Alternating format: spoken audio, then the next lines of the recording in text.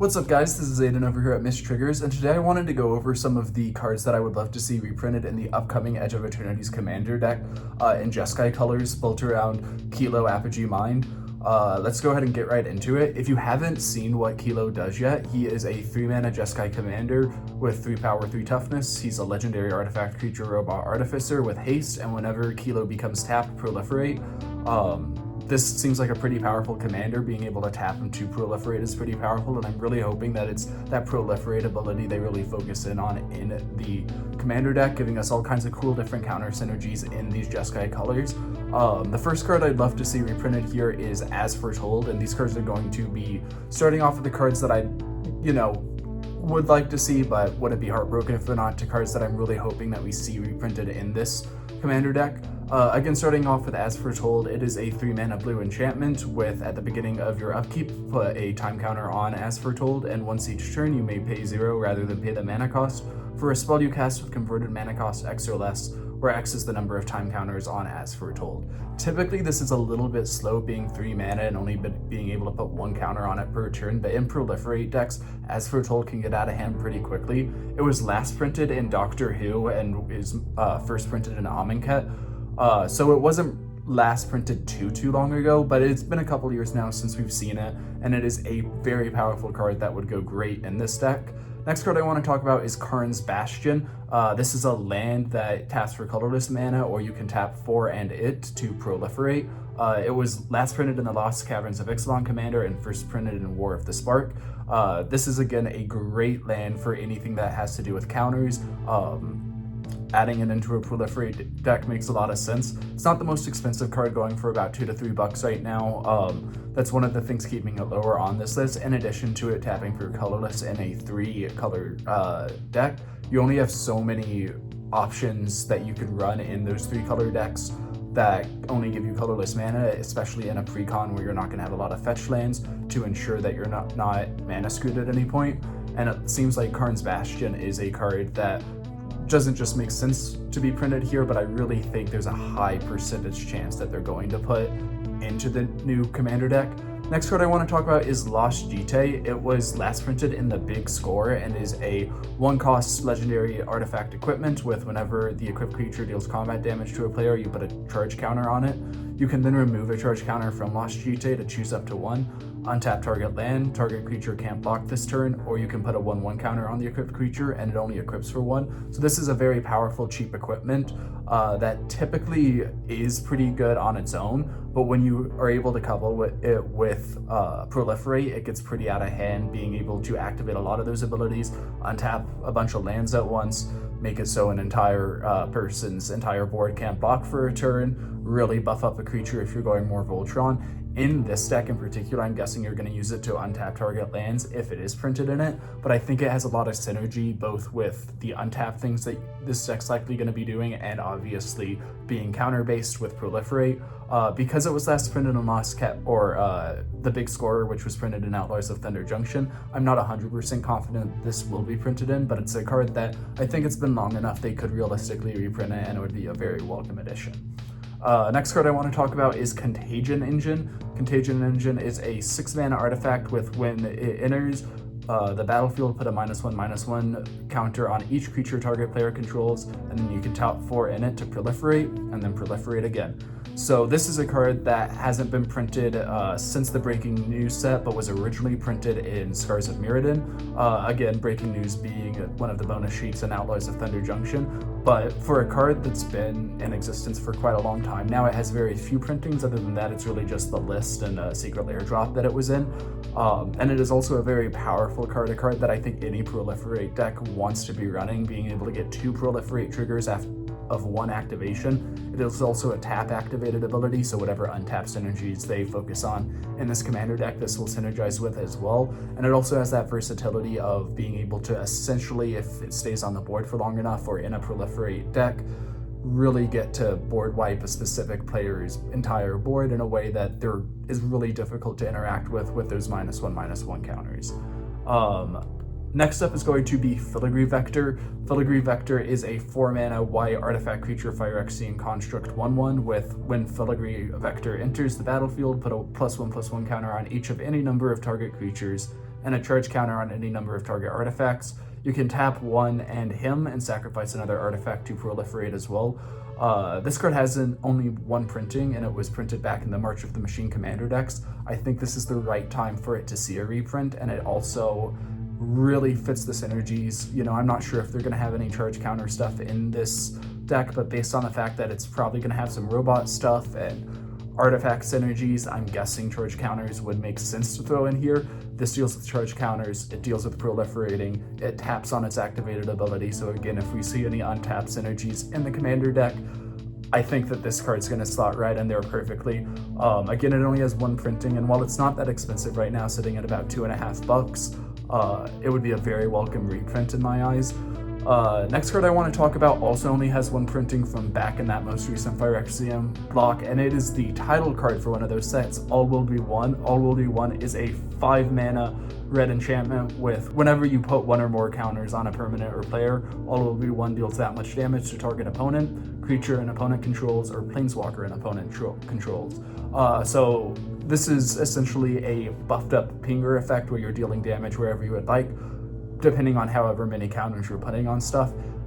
This is an incredibly powerful card. I don't currently run it in any of my decks, however, back when I had a Super Friends deck, this is one of the superstars in it. And again, it only has that one printing in Phyrexia, All Will Be One. It's currently sitting at about $10. That's pretty much where it's sat for the last two and a half years as well. And it's been long enough since it was printed now that it makes sense to be reprinted here. I'm not as confident as this being reprinted as the other cards I've said so far, specifically because it is so Phyrexian tied, and it, unlike a lot of the other cards from Phyrexia, it doesn't present a lot of the artifact synergies that they might be looking for in this deck as well. So I'm not as sure this card actually gets reprinted in the deck, but if it does, it would be one of the primary win conditions. Next card I want to talk about is Crystalline Crawler. It is a 4-mana artifact creature construct, 1/1 with when it enters the battlefield, you put a 1/1 counter on it for each color of mana spent to cast it. You can remove a +1/+1 counter from Crystalline Crawler to add 1 mana of any color to your mana pool, and then you can tap him to put a +1/+1 counter onto him. So again, it's doing a lot of stuff with counters, tapping, it's able to ramp you, especially with those proliferate triggers, and it's able to ramp you in a way that doesn't necessitate tapping it. So because of that, I think that this would be a very strong ramp option in these colors, particularly in a proliferate deck. It was last printed on the list, which has been a little while since we've seen, and it hasn't seen too many real reprintings other than that. It was first printed in Commander 2016, and it's currently sitting at about $2 as well. Next card I want to talk about is Lighthouse Chronologist. It is a 2-mana blue creature human wizard with level up, so you can pay a blue mana to put a level counter on him. When he gets to levels 4 through 6, he's just a 2/4. He starts out as a 1/3, but then when you get to levels 7+, he becomes a 3/5, with at the beginning of each end step, if it's not your turn, take an extra turn after this one. Incredibly powerful in a proliferate deck, incredibly easy to get him up to that level 7 and above, so you're just taking a bunch of extra turns. Literally, you're taking more turns than the rest of the table combined at that point, because for a turn cycle, you get 4, they get 3. This is an immediate threat that your opponents are going to look to take you out. I've never heard people talk about this card as a salty card, particularly because it is a little difficult outside of proliferate, particularly to get him up to that level 7 without someone taking him out first. But I think this might be a little too salty to put into the deck.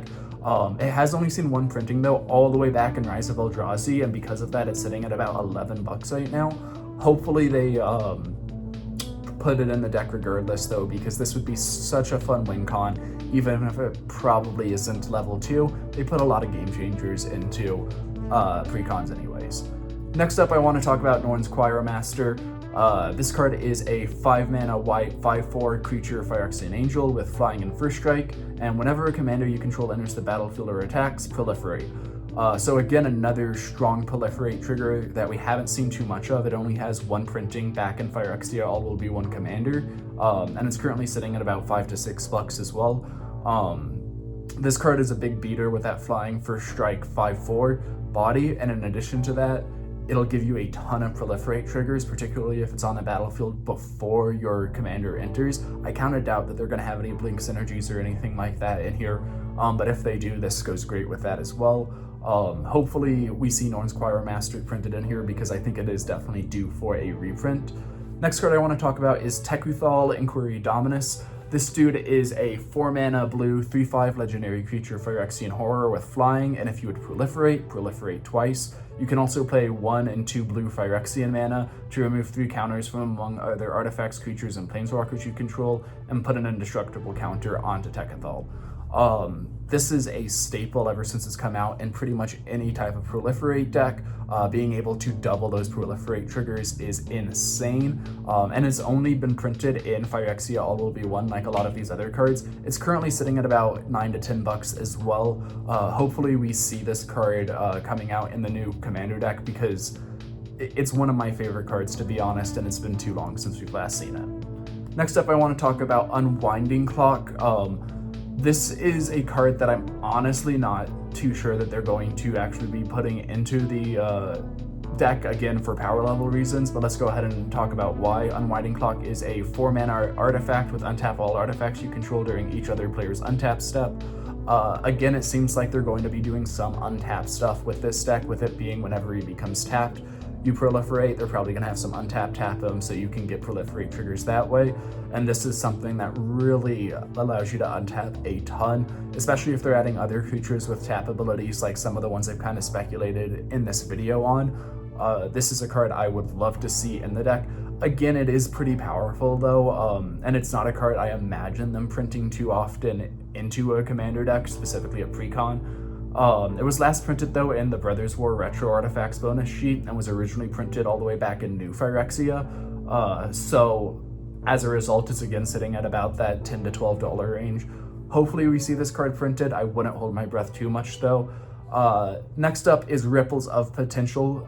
Ripples of Potential is a 2-mana blue instant with proliferate. Then choose any number of other permanents you control that had a counter put on them this way. Those permanents phase out. So not only is this a fantastic proliferate trigger, it also is one of the best board protection spells in blue. If you're running a counter stack, I think this is about as good as non-white protection spells get.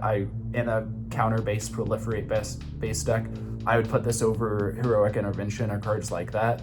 Obviously, it's still not on the level of something like Teferi's Protection, but I think that this is an incredibly solid card that has only seen one printing back in Lost Caverns of Ixalan Commander, so not crazy long ago again, but we're coming up on 2 years since then, and I think it's about time for us to see this card again, and this is the perfect place for them to put it. Next up, I want to get into an honorable mention before we reveal the #1 card that I hope to see reprinted in the commander decks, and that is Radstorm. Reason that I'm putting it as an honorable mention is because we still don't really know what's happening with reprinting Universes Beyond cards.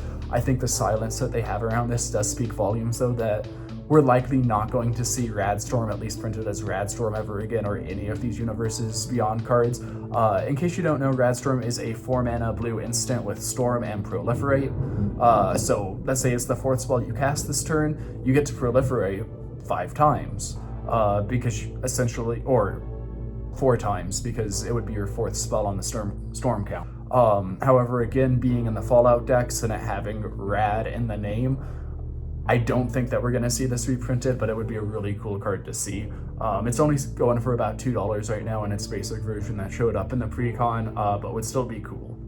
And without further ado, the #1 card that I hope to see them reprint here in the new Edge of Eternities Commander deck built around Kilo is Tezzeret the Seeker. Tezzeret is a 5-mana planeswalker in blue with 4 starting loyalty.